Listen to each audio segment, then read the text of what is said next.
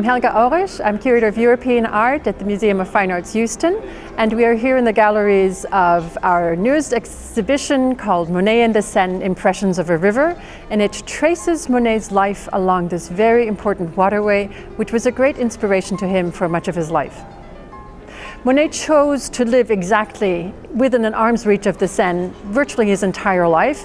He was born in Paris, he grew up in Le Havre where the Seine reaches the English Channel, and then chose to live in smaller towns and villages along the Seine from Argenteuil to Vétheuil and then finally to Giverny.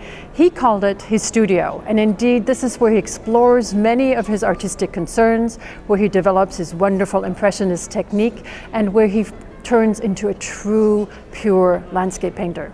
His first stop is Argenteuil, with an easy reach of Paris, and it is here where he paints modern life. He's fascinated with the new sport of boating, especially sailing. Argenteuil is famous for its regattas, and he captures these little boats in regattas and as they're moored in the boat basin. And here really is the moment where he experiments so much with his technique that he goes from a much more traditional way of painting toward that wonderful, characteristic, flickering brushwork which we love so much about him. His next residence is at Vétheuil, a tiny village much further away from Paris, out of reach really from his companions. He's much more isolated, and he turns into a pure landscape painter. People, boats, everything disappears from his landscapes, and he concentrates entirely on nature. And then his final years, starting in 1883 and until 1926, he lives at Giverny. And we all know his beautiful paintings from his garden at Giverny, but actually the first years he doesn't paint his gardens yet.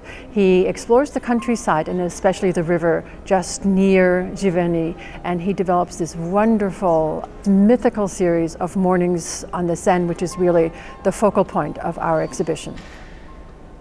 For me, this exhibition has been really a revelation of both his breadth and his depth.